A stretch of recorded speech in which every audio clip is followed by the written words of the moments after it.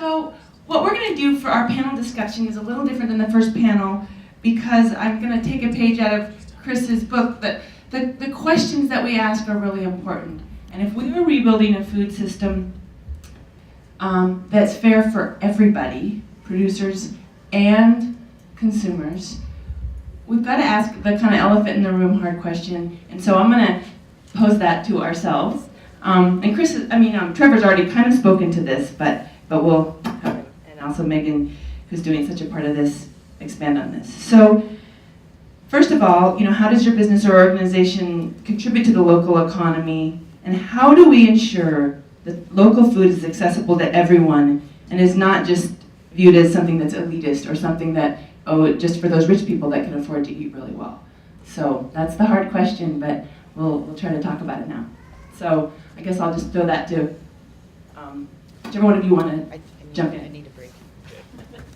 We're making a break too much. I think one of the things that I didn't touch on is what we have. Another opportunity is the educational one. So we have students that come and eat with us for 4 years, 5 years, sometimes longer, with staff and faculty that come to our food zoo and eat on campus every day. We market our program. We market what we're doing as much as we can to try to tell those stories and try to connect those people to their local communities and their local food systems. So I think, part of my hope is that students come, and they have funky, weird, vegan, vegetarian meals in the food zoo, and they say, whoa, this is actually good. Like, this isn't some weird cardboard cookie that I'm used to. And then they go on, they graduate, and they go out into the world. And they become consumers, and they become conscious consumers. And so they then are able to vote with their fork and impact the food system with their own dollar. So we try to push that as much as we can and try to connect people. And I think not only does it have that future impact, but I think it does really sort of engender this sense of community with folks. We've had students come in and see, Pasta Montana on our menu boards and say, that's my neighbor, or see a producer and say, I know that guy, or that's my dad, or something. And making those connections for folks, bringing producers to campus, showing pictures around our dining operations, opening up forums to say, like, the food system is a real thing. It's not just what you go to the supermarket and the food is laid out there and you just grab whatever you want. Interrupting that paradigm and trying to tell people that, like you said, I think in 1941, it was like 65% of the food we grew in the state stayed in the state. And now that's completely flipped. 90% you said we're exporting. But we're trying to build that community and try to make those connections for people that come and eat with us to try to show them that your food system is a real thing and it has a huge impact on your community, on the people that you live with, on your environment. So when you do go out and make those purchases and you spend that money, do so with that in mind, do so consciously. Okay. Well, this question that I asked, I think about a lot because I try to keep my beef prices so people can afford them, but it costs us a lot to raise it and to get it out there, and it's challenging. I heard a chef, Dan Barber, who Megan knows, say some really interesting things, and I sound defensive when I talk about this sort of question of, isn't local food just for the elite? But he made a couple really good points. First of all, some of the major movements in our culture and in our country were started by people who had means. The abolitionist movement, the women's suffrage movement, and then everybody else joined in. He makes another point that our food system right now is getting too costly. We are paying too much in our health costs, in our damage to the environment. So it's where do you want to spend your money? And the other point that Dan Barber makes that's so fascinating is that we have to learn to shift our thinking, and we find money for what we care about. He talks about, look at cell phones. He talked about, look at cable and satellite TV. He said, 20 years ago, would we have ever thought that everybody would have a cell phone? No, everybody, even in really poor communities, people have cell phones. We found that extra $100 a month or whatever. And like cable TV, who ever thought we would have paid for TV when we had it free? Amazingly, how many people found money for that. So I think some of it is shifting our thinking, shifting our understanding, but we have to do it in conversation and collaboratively. And I love the idea that big institutions and places where there are capital start, it's not all on consumers and producers, that we have to work as a community. So I'm not sure what the answers are, but I'll also really love to hear some from all of you. And I think bringing in more people who care about food and know about food through students, through training programs, to me, that's what's going to build this movement and make it more affordable so that we can all participate. So Megan, do you want to add to that question of? Yeah, because we're kind of a square peg here, but I mean, obviously the program contributes to our economy because there's no longer a drain. It's a contributing citizen. Right now we're sort of lucky because the food industry here has a negative unemployment rate. So, my girls are starting at 11, 12. One girl just started at $14 an hour, which is, twice again as much as minimum wage. So they're not at sustainable incomes, but they're reaching them. I mean, it's along the lines of most of what we're working with. As far as contributing to the local food community, often when we do events, I'll source local food. That's why we are really talking later. Which, doesn't have that much of an impact, but Passages of Alternatives alone has a huge buying, power, because we do 1,500 meals a day for all three facilities. So that's one of the things that we try to focus on as well. But the other thing is that we're training cooks. Like I try not to. When I rolled back into Montana like 6-7 years ago, I was really big into slow food. I backed off a little bit on those politics, but I do teach the girls that closer equals flavor. And when we grow corn in the garden, I'll go buy corn, which actually corn generally is pretty good right then. Not local, obviously. I'm getting at like Hawaii, and I'll have them try the difference. And so that is one of the things that we talk about. So when they go out as cooks, they're going out with those sensibilities also. So there's a lot of different ways that we sort of backdoor that conversation. But yeah, definitely. Really cool. I guess now we have time. We have enough time to have any kind of questions from you all, and so I guess I'll open that up. And I'll take a mic. Sure. Okay. Oh, we're so stunning that no one has any questions. I just want to address Megan, and the 9% recidivism rate is pretty amazing. My question is there a way to get men involved in a program or a program like yours? Yeah, actually, we just answered that agency-wise. I am a giant financial drain on alternatives. They are basically spending anywhere from $75,000 to $100,000 a year to support this program with absolutely no sort of payback from that. DOC doesn't pay for that. Does that make sense? So in order to pay my salary, in order to pay training materials, all of those things. So that's a bigger issue as far as changing the system. But 9% does work. That is why we're working on it. Trying to figure out sort of what the X factors are to replicate it. That's one of the reasons why we won that award. There is ways, and Montana Correctional Enterprises does a lot. Gail Lambert with the men of the MSP. But we're the only apprenticeship. We're the only certified one in the state. We were actually the only one in the nation 6 years ago. But so it is growing. Yeah, I got two questions.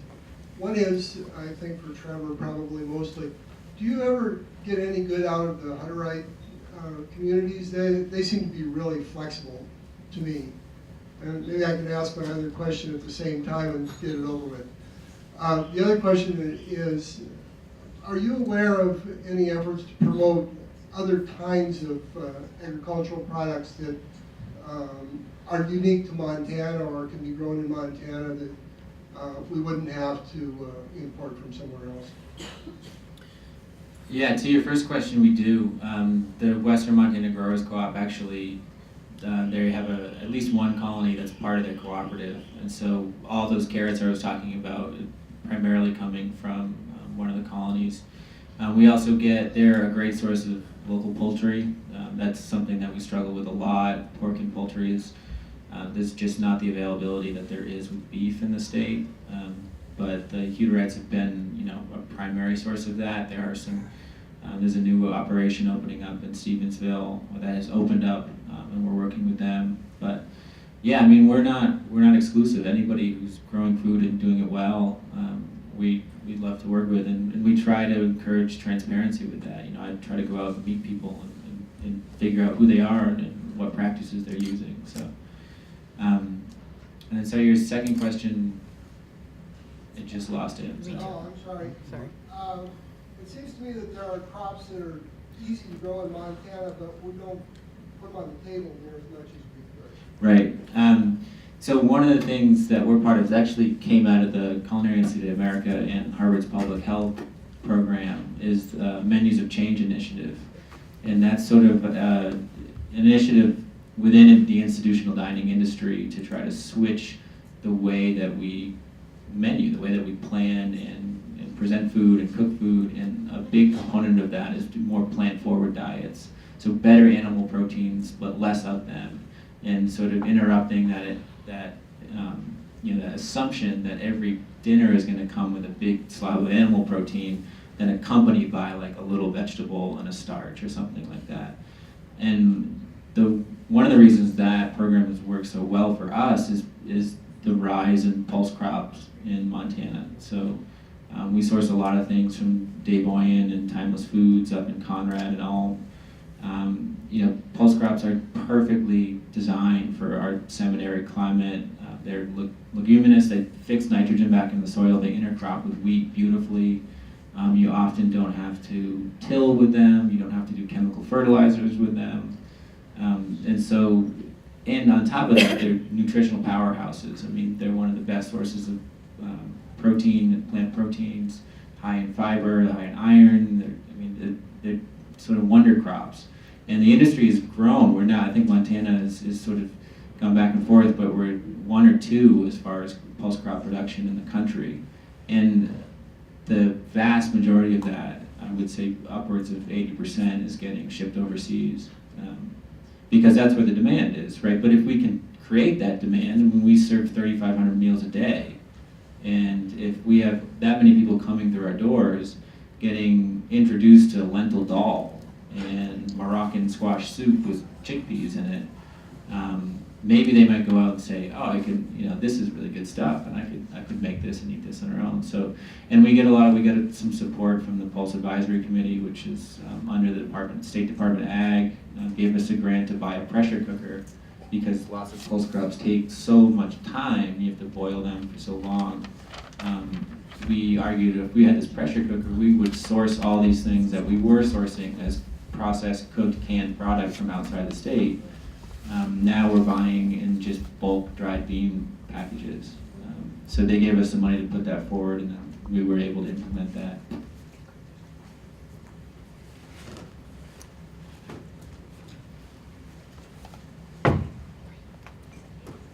Kathy Kelker, I'm the representative from House District 47. I want to talk about the distribution piece that you mentioned, and I'm trying to imagine how that could be better. It would seem to me that it would make sense to have a trucking situation from the urban environments to the more rural environments like yours. It would be hard to maintain a trucking firm in a very small town and go the other way. Yep. You see what I'm saying? So as a community, there needs to be a conversation about how do you make that pay? Yep. There are trucking firms that go to very rural areas in Montana already, but apparently not in a way that serves your needs. But gosh, it would make such a difference for all parts of Montana if we had that kind of systematic look at trucking. I don't think we could do it with railroads, for example, but do you have some thoughts about that? Well, yeah, you just hit exactly the problem. I'm dealing with a frozen product as well. And I only butcher twice a year. And that's not just to be, arbitrary. That's when our beef is best. And so there's grass-finished beef around, and they're butchering all year round. But I tell you what, well, I won't comment on it. But really, if you want good tasting grass-finished beef in northern climates, we don't live in, then you have to freeze it. And so we have to have a discussion about how to move things and also not take up so much fuel and all of that, because I'm 3 hours from my butcher in Miles City, and then Miles City, I do a trip from Miles City to Missoula, mostly just because my mama lives there, but that's a crazy day for me. I get up in the morning, I go to Miles City, and then I go to Missoula, and I've got a frozen product. And then I meet sometimes some folks coming from Washington State. And there is a way to ship, if I can ship a pallet's worth of beef, that's about 2 beeves, then I can use a refrigerated truck. But then on the other end, somebody has to be there to unload that. They can't just deliver to somebody's house. It's got to deliver to a dock, and someone has to be there to separate and unload and unpack all that beef and move it around. So I don't have answers, and that's what I'm here for asking all of you for.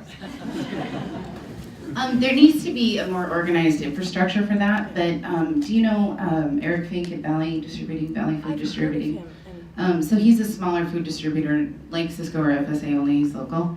One of the things that he's really passionate about is local food too, and sometimes he'll put things on his truck for smaller companies to get them to bigger markets, and hold them at his dock.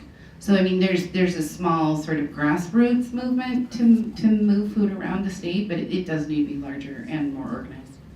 And it does need to be organized, because also, it's like if I'm getting beef to chefs, they don't want nice little packaged already cut up steaks, they want primals. Well, I don't have a way in my little pickup or my little trailer thing that I pull to move primals.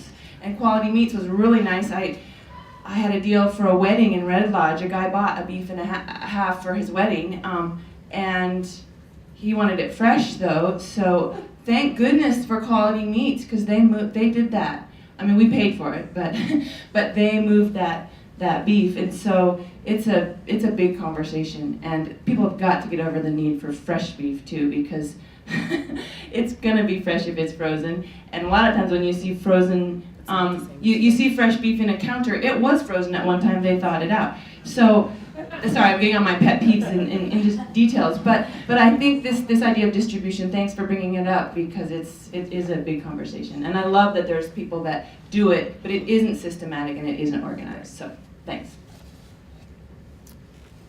Yeah. This question, I guess, is for you. Yeah, Jeanie, I'm convinced that if you have somebody sit at a table and have a couple of steaks on the table, one yours and then one is produced, the alternative way, and if they took the time to really enjoy that meal, they definitely would obviously prefer your steak, particularly after looking at the picture on that. But I guess one of my pet peeves, and it probably has to do with slow food movement, is that people don't eat that way. Yeah. They are not very discriminating. I mean, they could pull a hamburger off of the McDonald's chain and think this is good beef and be fine with it. Part of the way because they eat very quickly and they're not very mindful of what they're eating. And so that might have to do with education or whatever. But all of that has to do with demand. I mean, if people really can appreciate your steak, they're going to find the extra money to buy it. But so how would you address that sort of cultural issue that we have in our country? Yeah, no, thank you for that question. And I think the work that Megan's doing, and I think the work that Trevor's doing with getting people so they know the difference between a tomato that was grown, a piece of beef that's been fed grass. There's a great article written by a man, it's called, anyway, he wrote this article traveling the country trying to find great steak. And we have, in the beef industry, what we have gotten concerned with is getting beef big and fat. So flavor has gone out the window. People don't even know. We now have to put so much stuff on a steak.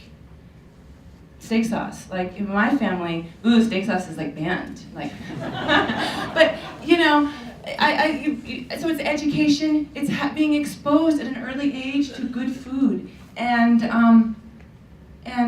calling for that and asking for that. And so that is the community. That is part of things. So. Well, and real quickly, when you're used to pork, commercial pork or commercial chicken, when I feed the girls, like we'll go get hoot chickens and pork. When I feed them pork that's been grown, they actually don't prefer it because they're used to that sort of bland, flavorless. So the actual flavor of pork and the actual flavor of chicken is hard for them to get used to. I think the most frustrating thing about my job is that the busiest night in our cafeteria is chicken strip night. By far. Hands down. And we had people asking us throughout the semester, we should do more chicken strip nights. So. Yeah, I know. I have a child that eats chicken strip. I guess we're out of time, but but we are going to have more conversation. I think we are going to have, at the end of the day, a chance. We'll have little tables, I think, right, where you'll get to choose and come and talk to us, because I love these questions, and I love this conversation. And it's been amazing to be with these two, and thank you for coming and engaging. It's really interesting and helpful. Thanks.